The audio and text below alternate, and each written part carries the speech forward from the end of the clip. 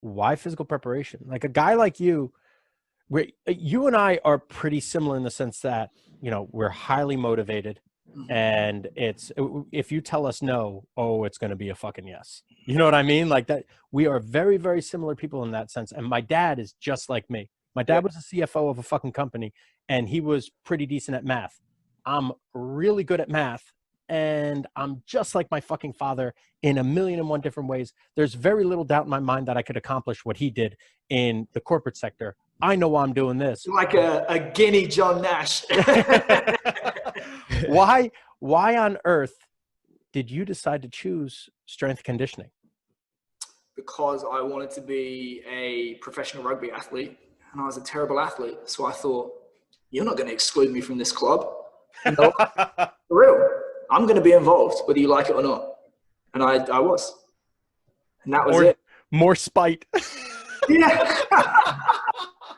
No, I just think, you know, I had a discussion with my dad the other day on the phone, and we were talking about me and rugby. And, you know, truthfully, I've not worked in rugby for 2.5 years now. I've watched one rugby game just because it was on the telly. I was at my dad's house. I don't watch rugby, don't think about it, don't follow the news, anything like that, because it consumed me for the best part of a decade, and it defined me. And I got to go very, very close to going all the way.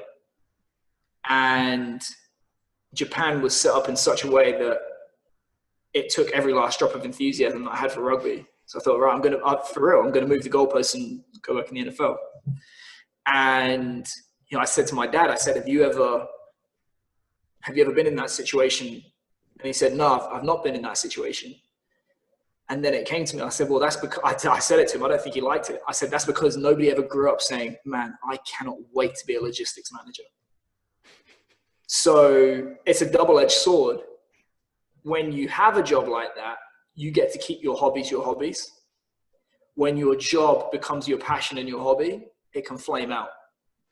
And I loved sport and everything around. If you've ever been to Twickenham, or, you know, you've been to like Giant Stadium, you get in that atmosphere and you can feel it in the air, and someone's going to pay you a bunch of money to do that every single week.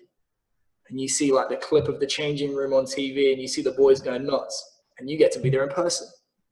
And you grow up and you think, you know, there were guys in my late teens and early 20s that I saw on TV thinking, fucking hell, how does he do that? And then I find myself X amount of years later watching him do it in person. Shit that if I gave you 1,000 goes, you could never do it in your freshest state with pure concentration. This guy will just do it in a game like, and you get to see that up front. You think, fucking hell. And I wanted more of that. And that was being 5'10" and a terrible athlete and a dad bod. That's how I got there. So I did that, and I had my fill. Now the goalposts are moved.